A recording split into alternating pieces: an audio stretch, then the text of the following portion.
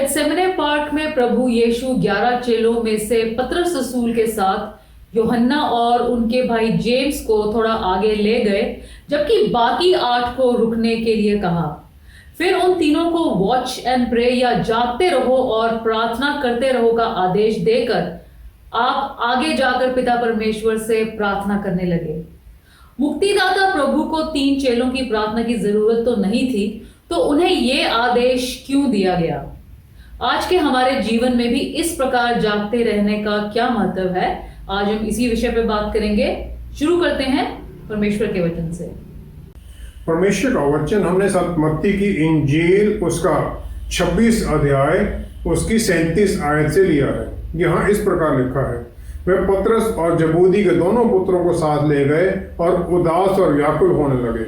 तब उन्होंने उनसे कहा, मेरा जी बहुत उदास है, यहाँ तक कि मेरा प्राण निकला जा रहा है। तुम यहीं ठहरो और मेरे साथ जागते रहो। फिर वह थोड़ा और आगे बढ़कर मुंह के बल गिरे और यह प्रार्थना की, हे मेरे पिता, यदि हो सके तो ये कटोरा मुझसे टल जाए। तो अभी जैसा मैं चाहता हूँ वैसा नहीं, परंतु वैसा जैसा तू चाहता है वैसा ही हो। फिर उन्होंने चेलों के पास आकर उन्हें सोते पाया और पतरस से कहा, क्या तुम मेरे साथ एक घड़ी भी न जाग सके? जागते रहो और प्रार्थना करते रहो कि तुम परीक्षा में ना पड़ो। आत्मा तो तैयार है परंतु शरीर दुर्बल है। फिर उन्होंने दूसरी बार जाकर यह प्रार्थना की, हे मेरे पिता, यदि ये मेरे पिए बिना नहीं हट सकता तो तेरी इच्छा पूरी हो। परमेश्वर के वचन को पढ़े और सुने जाने से आशीष हो। आमीन। तीनों चेले जागते रहकर निगरानी नहीं कर सके और थकान के कारण सो गए। उनको यह आदेश प्रभु यीशु ने क्यों दिया? प्रभु यीशु ने, जो अभी हमने पढ़ा मत्ती 26 के 41 में, उन्होंने पतरस, याकूब और यूहन्ना को कहा, वॉच एंड प्रे। वॉच है चौकन्ना रहना, जबकि यहाँ ट्रांसलेशन में जागते रहो कहा गया है। और थोड़ा आगे जाके वो प्रार्थना करने लगे। गेत्सेमनी पार्क की ये एक ट्रायल का समय है। जो 8 बाकी चेले थे उन्होंने उन्हें पीछे छोड़ दिया और सिर्फ इन तीनों को ही वो आगे लेकर गए थे। जो ग्रीक भाषा का शब्द एगेरो है, जिसका ट्रांसलेशन किया गया है वॉच या जागते रहो जो कहा गया है, इसका मतलब है वॉच, अवेकन एंड राइज, चौकन्ने रहो और उठो। लेकिन इसका मतलब ये है कि फोकस रहो, अलर्ट रहो। जो तुम्हारे विचार इधर उधर घूम रहे हैं उनको फोकस करके रखो और एक पर्पस जो है, मकसद, उसके ऊपर ध्यान रखो। ये अफसियों की पुस्तक 4 अध्याय 27 आयत के अनुसार जो पौलुस रसूल ने कहा है कि कहीं शैतान तुम्हारे ऊपर घात ना लगा दे, उसके बारे में है ये। लूका 21 की 34 से 36 आयत में। इससे पहले चेलों को प्रभु यीशु ने अंत समय के बारे में बताया और फिर उन्होंने बताया कि बहुत संताप होंगे और उन्होंने उन्हें फिर आज्ञा दी, ध्यान रखो, जागते रहो और हर वक्त प्रार्थना करते रहो, ताकि तुम जब ये सब चीजें हो तो तुम प्रभु यीशु जो परमेश्वर के पुत्र के सामने सही पाए जाओ। Watch means to be alert. जो रात को गार्ड होता है उसको अलर्ट रहना पड़ता है, क्योंकि दिन में तो जो खतरा है दूर से दिख जाता है, लेकिन रात को उसे अपनी सेंसेस का भी इस्तेमाल करना पड़ता है, सुनना पड़ता है कहीं कोई खतरा तो नहीं आ रहा है। जो दिन की नॉर्मल इंडिकेशन होती हैं वो नहीं उस समय उसको दिखाई देती, और जो शत्रु है आखिरी समय तक सरप्राइज बना के रख सकता है और फिर ऐसी परिस्थिति में डाल सकता है जहां पर के डिफेंस करना बहुत मुश्किल हो सकता है। और इस प्रकार की ही जो एक्स्ट्रा विजिल, एक्स्ट्रा जो चौकन्ने रहने की बात प्रभु यीशु ने चेलों से की। और ये जो हमारी लड़ाई है ये लहू और मांस की नहीं है, बल्कि आत्मिक ताकतों के साथ है, जो कि शैतानी ताकतें हैं। और वो शैतान प्रभु यीशु का जो वचन है, जो उनका बल वचन के द्वारा आता है, और पवित्र आत्मा परमेश्वर का बल उसका सामना नहीं कर सकता है। इसलिए वो हर पल कोशिश करता है कि हम आत्मा के बजाय शरीर की लड़ाई में आ जाएं। नेहमाया यरूशलेम में वापस आए और नेहमाया को यरूशलेम की दीवारें दोबारा रिपेयर करने के लिए वो आए थे। नेहमाया 2 अध्याय उसकी 10वीं आयत में, जब नेहमाया यरूशलेम में पहुंच जाता है तो यहां लिखा है, यह सुनकर कि एक मनुष्य इजरायलियों के कल्याण का उपाय करने को आया है, होरोनी सनबलत और टोबिया नामक कर्मचारी जो अमोनी था, उन दोनों को बहुत बुरा लगा। Somebody has come to seek the welfare of the children of Israel. उनको बड़ा दुख हुआ। और ये जो लोग थे, इन्होंने फिर पूरी तरह कोशिश की ताकि ये दीवारें ना बने। परमेश्वर का पुत्र भी इसी प्रकार हमारे चारों तरफ यहोवा परमेश्वर की सुरक्षा की दीवार बनाने के लिए, दोबारा खड़े करने के लिए आए, ताकि हम पापों की माफी उनके द्वारा पाकर पिता परमेश्वर की हजूरी में पहुंच सकें। और शैतान ने पूरी कोशिश करी कि इस काम को रोक दिया जाए। नेहमाया चौथा अध्याय उसकी 11 से 16वीं आयत में, 11 में लिखा है, जो हमारे शत्रु थे, नेहमाया के जो शत्रु सनबलात वगैरह थे, उन्होंने कहा, जब तक हम उनके बीच में ना पहुंचे और उन्हें घात करके ये काम बंद ना करें, तब तक उनको कुछ ना कुछ मालूम होगा, ना कुछ दिखाई पड़ेगा। उन्होंने कहा, हम ऐसे उनको सरप्राइज कर देंगे और इस प्रकार काम बंद करा देंगे। लेकिन नेहमाया को परमेश्वर ने पहले ही वार्निंग दे दी और उन्होंने दिन रात गार्ड लगा दिए कि इस प्रकार की कोई बात हो न सके। गेत्समनी माउंट ऑफ ऑलिव्स पर था और वहां पर जैतून के पेड़ थे, और गेत्समनी का मतलब है ऑयल प्रेस, तेल निकालने के लिए। तो जो जैतून के वो फल थे, उन्हें वहां पर निचोड़ा जाता था, उनका तेल निकाला जाता था। प्रभु यीशु को भी इसी प्रकार क्रश किया गया हमारे पापों के कारण, ताकि हम उनके उस तकलीफ के द्वारा मुक्ति पाए। प्रभु यीशु ने अपने पिता परमेश्वर की आज्ञा इच्छा के अंदर पूरी तरह से समर्पित कर दिया, और गेत्समनी ही रास्ता है जिससे वो सलीब पर जाते हैं। पहला पतरस 5वां अध्याय 8वीं आयत में पतरस रसूल कहते हैं, शैतान हर पल ढूंढता है कि वो किसे घात कर सके, किसे वो खा सके, और जो वही फंसता है जो केयरलेस है, जो चौकन्ना नहीं है। मत्ती 26 की 40-41 में जब वो चेलों के पास वापस आए तो उन्होंने सोए हुए पाया, और फिर उनसे कहा कि जागते रहो, चौकन्ने रहो और प्रार्थना करते रहो, ताकि तुम किसी भी तरह से टेम्पटेशन में ना फंस जाओ। फिर उन्होंने कहा, शरीर आत्मा तो तैयार है परंतु शरीर दुर्बल है। शैतान एक इंसान के मन को घात करता है और फिर उसे वो पाप में टेम्पटेशन के द्वारा ले जाता है। और जो लड़ाई है ये इसी के ऊपर वॉच करने के लिए कि हमारे अंदर कोई इस प्रकार की इच्छा न जागृत हो। मत्ती 26 की 35 में पतरस रसूल ने बड़े जोश के साथ कहा था, यदि मुझे तेरे साथ मरना भी पड़े तो भी मैं तुझसे कभी ना मुकरूंगा। और ऐसा ही सब चेलों ने भी कहा। दूसरा कुरिन्थियों 2 अध्याय 11वीं आयत में पौलुस रसूल ने यह क्लियर किया है कि हम ध्यान रखें कहीं शैतान हमारा कोई एडवांटेज ना ले जाए, हमें किसी तरह से घात ना कर दे। वो हम जो दुनियावी जरूरतें हैं उनके द्वारा डिस्ट्रैक्ट हो जाते हैं, शारीरिक इच्छाएं हैं, और इसी के द्वारा शैतान हमें भटका देता है। परमेश्वर के पुत्र को बहुत जबरदस्त प्रेशर था गेत्समनी पार्क में। यशायाह नबी की पुस्तक उसका 53 अध्याय उसकी 10वीं आयत में लिखा है, तो भी यहोवा को यही भाया कि उसे कुचले, उसी ने उसको रोगी कर दिया, तब वह अपना प्राण दोष बरी करे। It pleased the lord to bruise him. और फिर 7वीं लिखा है, वह सताया गया तो भी वह सहता रहा और अपना मुंह ना खोला। उत्पत्ति 3 की 15 में जो भविष्यवाणी की गई थी, जो श्राप आया था सांप के ऊपर, वो यही था कि औरत का वंश जो है, बीज है, वो तुम्हें तेरा सर कुचलेगा। और शैतान की उसी समय से कोशिश शुरू हो गई कि इसको किस प्रकार रोका जाए। परमेश्वर की प्लान को फ्रस्ट्रेट करने के लिए, रोकने के लिए उसने पूरी तरह से, हर तरह से असफल प्रयास करता रहा। वो मत्ती 2 की 16 में जितने बच्चे थे बैतलहम में 2 साल से नीचे, जब हेरोड को जो मैजिशियन मैजी आए थे उनके द्वारा पता चला, तो उसने 2 साल से कम उम्र वाले सब बच्चों को मरवा दिया। अब प्रभु यीशु तो उस समय तक मिस्र जा चुके थे। प्रभु यीशु के मिनिस्ट्री में इस धरती पर 3.5 साल के समय पर हर तरह से शैतान उनके काम को रोकने की कोशिश करता रहा, लेकिन क्योंकि उसे ये पता नहीं था कि मुक्ति का रास्ता किस प्रकार है, क्या है, वो क्रूसिफिक्शन के द्वारा और द्वारा जी उठने के द्वारा है, तो उसने प्रभु यीशु को पकड़वाने का ये युक्ति चला दी लूका 22:3 के अनुसार, और यहूदा इस्करियोती में घुस गया और उसे कंट्रोल कर लिया। प्रभु यीशु पूरी तरह इंसान है और पूरी तरह परमेश्वर भी है धरती के ऊपर, लेकिन परमेश्वर के बल उनके पास नहीं है और पवित्र आत्मा के बल में वो काम कर रहे हैं।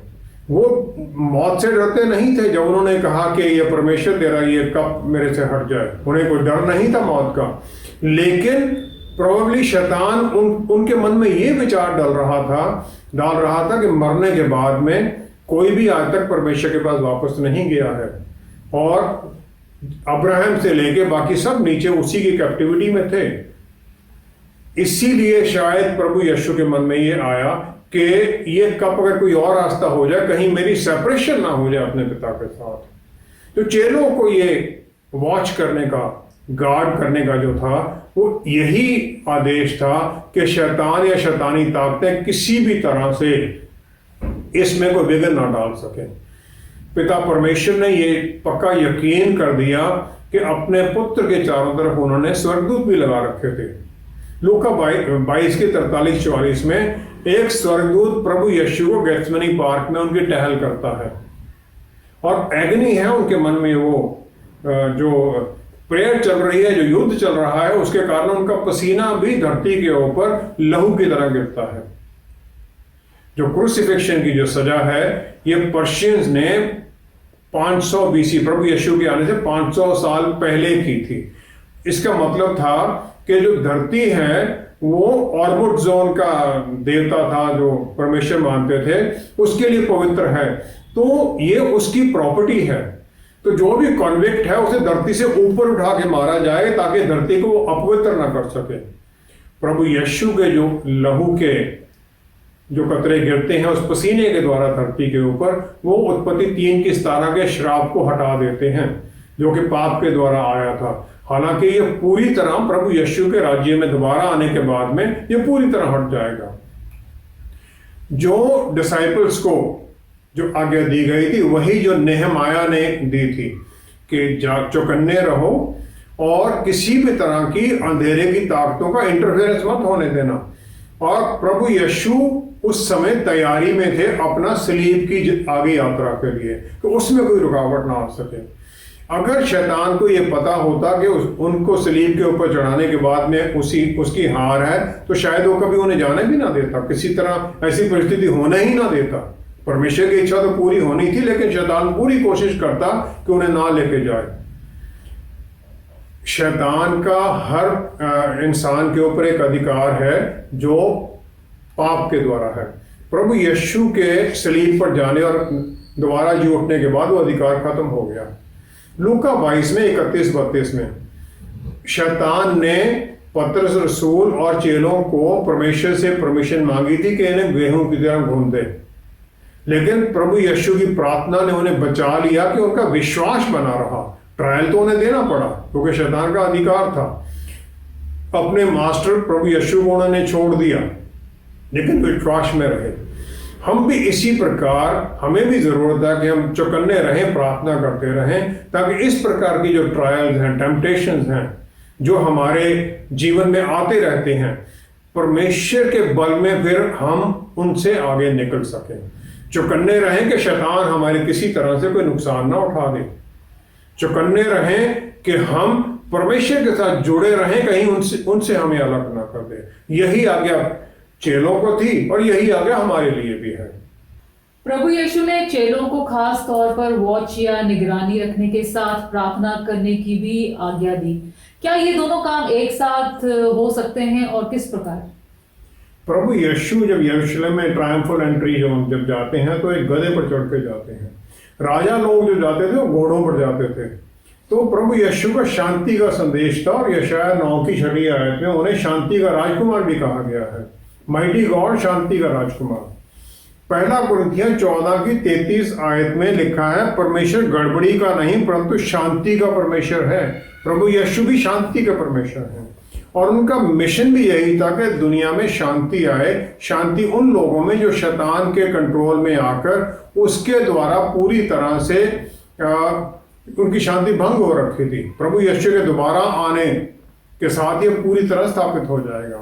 यूहन्ना 14 की 27 में प्रभु यीशु ने कह दिया, शांति मैं तुम्हें शांति दिए जाता हूं, अपनी शांति तुम्हें देता हूं, अपनी शांति तुम्हें देता हूं। इस प्रकार नहीं जैसे दुनिया शांति तुम्हें देती है, मैं तुम्हें अपनी शांति देता हूं। प्रभु यीशु हमारे लिए सलीब के ऊपर हमारी पीस ऑफरिंग थी, जो पुराने नियम में ऑफरिंग होती थी, ताकि वो हमारे लिए कुर्बानी, ताकि हमें परमेश्वर के साथ दोबारा जोड़ा जा सके। यूहन्ना 18 की 10वीं 11वीं आयत में पतरस रसूल के पास एक तलवार थी और उसने खींची और महायाजक के दास पर चलाकर उसका दाहिना कान उड़ा दिया। उस दास का नाम मलकुस था। तब प्रभु यीशु ने पतरस से कहा, अपनी तलवार म्यान में रख, जो कटोरा पिता ने मुझे दिया है, क्या मैं उसे ना पीऊं? यहूदी लीडर्स ने सबसे पहले तो प्रभु पर चार्ज लगाया ब्लास्फेमी का, कि वो अपने आप को परमेश्वर का पुत्र कहकर अपने आप को परमेश्वर कह रहे हैं। लेकिन जब वो पायलट के पास उन्हें लेके गए तो उनके ऊपर रिबेलियन का चार्ज लगा दिया कि ये टैक्स देने से लोगों को रोक रहे हैं, सीजर के खिलाफ है। जो प्रभु यीशु ने वॉच का जो आदेश दिया था, इसलिए था कि इस प्रकार का कोई भी एक्शन ना हो जो पतरस रसूल ने किया था, ताकि वो जो चार्ज वो लगाना है वो कहीं सही ना साबित हो जाए, कहीं वो इस कारण से ना हो और चेलों के ऊपर ही कोई नुकसान हो। और जो परमेश्वर की प्लान थी कि शैतान का सर कुचला जाएगा, उसमें भी रुकावट आ जाए। प्रार्थना हमें ये सहायता करती है, बल देती है परमेश्वर के द्वारा, ताकि हम इस प्रकार की परिस्थितियों का सामना कर सकें और हमें परमेश्वर के नजदीक ले जाती है उस समय, खास तौर पर जब हमें ये लगता है कि परमेश्वर हमसे दूर हो गए हैं। प्रभु यीशु का इस दुनिया पर जो समय था वो बहुत बार अलग हो जाते थे, रात रात तक लंबे समय तक प्रार्थना करते रहते थे और कई बार तो सारी रात प्रार्थना करते थे। जब प्रभु यीशु परमेश्वर के पुत्र को रिचार्ज करने की जरूरत थी प्रार्थना के द्वारा, हमें इससे भी कहीं ज्यादा जरूरत है।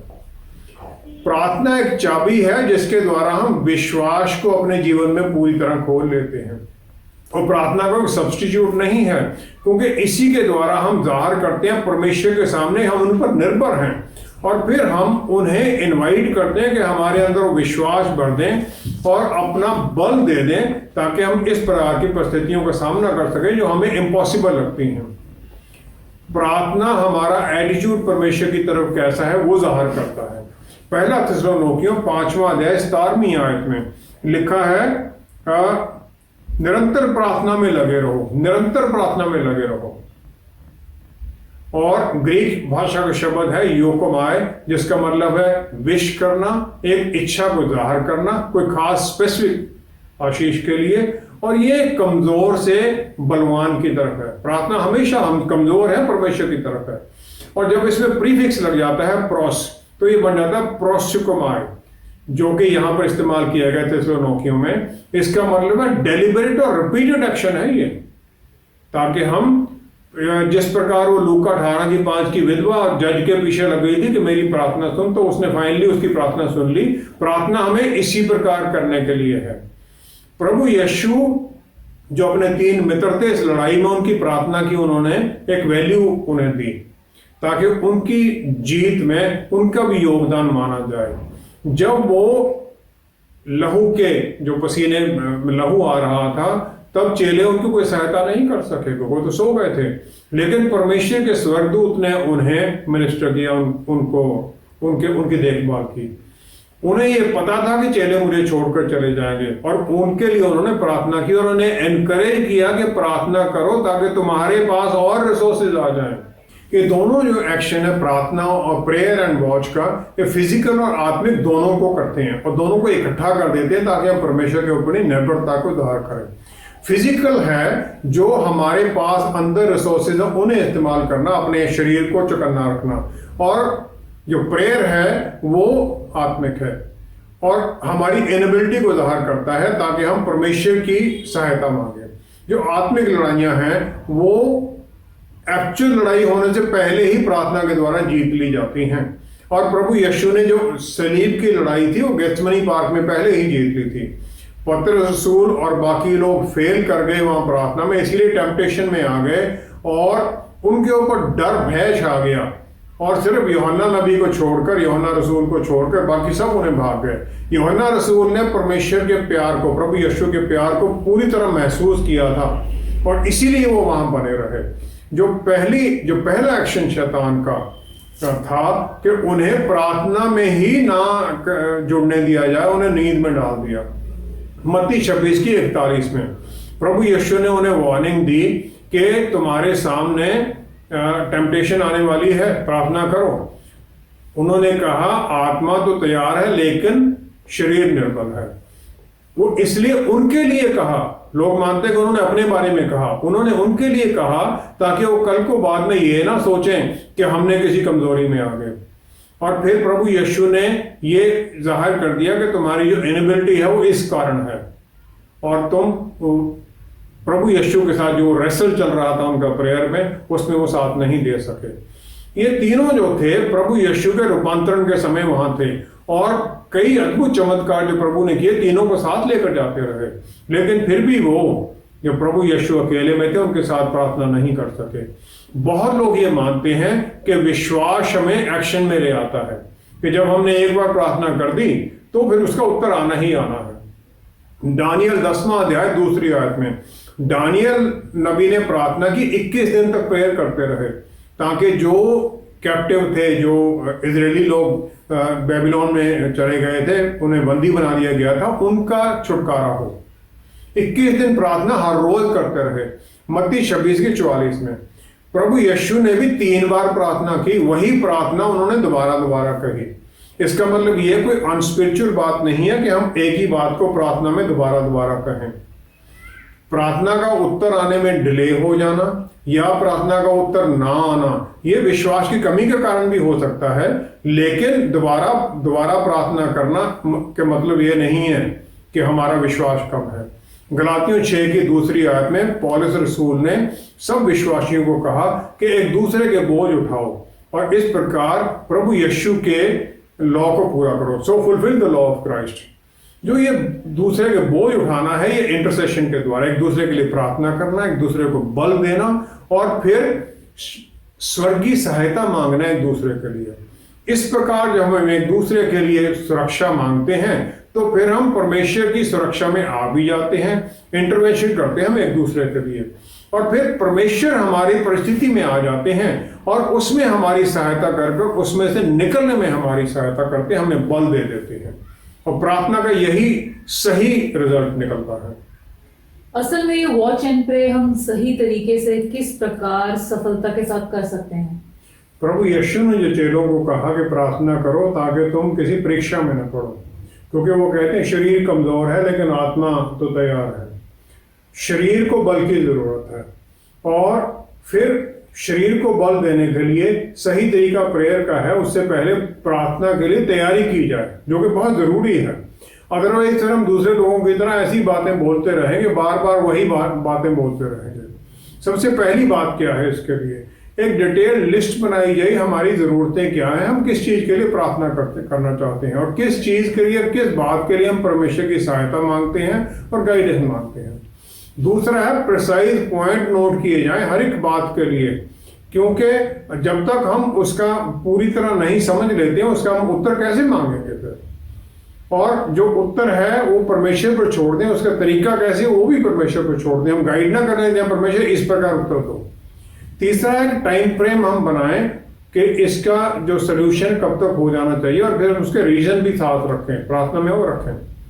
जो हमारे खिलाफ खतरा है, जो इंटरप्शंस आ सकती हैं, उसको भी हम पहले पहचान लें, नहीं तो फिर प्रार्थना के दौरान हम परेशानी में पड़ सकते हैं और फिर उसके खिलाफ हम तैयारी करके रखें। मत्ती 6:6 में जो प्रभु यीशु ने आज्ञा दी कि अपना प्रार्थना के लिए दरवाजा बंद कर लो जाके कोठरी में, वो इसीलिए है कि प्राइवेसी में रहो, परमेश्वर से एक इंटीमेट बात हो सके और किसी तरह की कोई डिस्टर्बेंस ना रहे। प्रार्थना के दौरान हर एक बात के लिए परमेश्वर से उनकी इच्छा पूछो, उस परेशानी के लिए। परमेश्वर का फिर अनुग्रह मांगो ताकि हम जो हमारी इमोशंस हैं, हमारी इच्छाएं हैं, हम उनको उनकी इच्छा के साथ जोड़ सकें। परमेश्वर से फिर हम मांगे उनकी गाइडेंस कि हम डिसर्नमेंट के साथ, पूरी समझ बूझ के साथ, विश्वास में उनकी आज्ञाकारिता में चलें। फिर उनके गाइडेंस और उनकी सुरक्षा वाले हाथ को मांगे कि हर परिस्थिति में उनकी सुरक्षा हमारे ऊपर बनी रहे, जो कि हमारे सामने ये परेशानियां हैं। और परमेश्वर की क्लियर रेवलेशन मांगे हम कि परमेश्वर की प्लान हमारे लिए क्या है, और जिनके लिए हम प्रार्थना कर रहे हैं उनके लिए उनकी प्रार्थना उनके लिए क्या है। कुछ स्क्रिप्चर वर्सेस हैं जो हम प्रार्थना में इस्तेमाल कर सकते हैं। भजन संहिता 119 की 105 में है लिखा हुआ, तेरा वचन मेरे पांव के लिए दीपक और मेरे मार्ग के लिए उजाला है। यिर्मयाह नबी की पुस्तक 33 का 3रा अध्याय परमेश्वर की ये वायदा है। वो कहते हैं, मुझसे प्रार्थना कर और मैं तेरी सुनकर तुझे बड़ी बड़ी और कठिन बातें बताऊंगा जिन्हें तू अभी नहीं समझता। फिर भजन संहिता 31 की पहली आयत में राजा दाऊद कहते हैं, ये हे यहोवा मेरा भरोसा तुझ पर है, मुझे कभी लज्जित होना ना पड़े, तो अपने धर्मी होने के कारण मुझे छुड़ा ले। दानियल 2रा अध्याय में राजा नबूकदनेस्सर को एक सपना आता है और सब नजूमी लोगों को बुलाता है कि सपना भी बताओ, उसकी इंटरप्रिटेशन भी दो। लेकिन जो कोई इसको नहीं बता सकता है तो उनके वध का हुक्म दे देता है। दानियल अपने 3 दोस्त जो हैं उनके साथ जुड़ता है प्रार्थना में परमेश्वर के साथ, ताकि वो इसका दर्शन पाए और ड्रीम भी समझे, उसकी इंटरप्रिटेशन भी जान सके। जब परमेश्वर उसे उत्तर दे देते हैं तो वो महिमा देता है परमेश्वर को। वो कहता है कि परमेश्वर तेरी सदा के लिए महिमा हो। और फिर वो जाकर राजा को जो उसका सपना है वो बता देता है और उसकी इंटरप्रिटेशन भी बता देता है, और राजा खुशी में उसे फिर बेबीलोन का पूरा अधिकारी बना देता है। वो अपने दोस्तों को भूलता नहीं है, उनके लिए भी वो आशीष मांगता है राजा से, उनके लिए प्रमोशन मांगता है। इसी प्रकार जब हम किसी परिस्थिति में होते हैं तो हम एक दूसरे के साथ प्रार्थना करें, वो एक दूसरे के साथ जुड़ जाएं। याकूब की पुस्तक 5वां अध्याय 16वीं आयत में लिखा है, धर्मी जन की प्रार्थना के प्रभाव में बहुत कुछ हो सकता है। तो इस प्रकार फिर जब हम किसी को साथ में प्रार्थना के लिए जोड़ते हैं तो उत्तर मिल सकता है। इवेंजलिज्म के लिए जो लोग निकलते हैं प्रार्थना के लिए, उनके पीछे प्रार्थना ग्रुप प्रार्थना करने के लिए अगर होंगे तो सफल हमेशा होगा। अंधेरे की ताकतें फिर दूर रहती हैं, प्रार्थना का असर उस पर होने लग जाता है।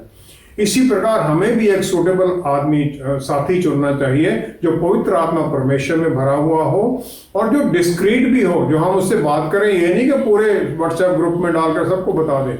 लोग ये करते हैं कि इसके लिए प्रार्थना करो, सब पूरी शहर में घूम जाती बात। तो ऐसे लोग साथी को चुने जो प्रार्थना करें और प्रार्थना में जुड़ा हुआ हो, और फिर उसके साथ हम उसके लिए प्रार्थना करें और वो हमारे लिए प्रार्थना करें। और यही जो वॉच एंड प्रे की जो कमांड दी गई थी डिसाइपल्स को, इसीलिए दी गई थी। इसी प्रकार फिर हम भी प्रभु यीशु की तरह शैतानी ताकतों का सामना करने के लिए एक दूसरे के साथ मिलकर प्रार्थना करें, और तब फिर हम उसका उत्तर भी पाते हैं और इन परेशानियों से निकल भी सकते हैं। आइए हम प्रार्थना करें। पिता परमेश्वर, आपका धन्यवाद है कि आप हमारे मन की बातों को जानते हैं, हमारी प्रार्थनाओं को सुनते हैं, उनका उत्तर देते हैं।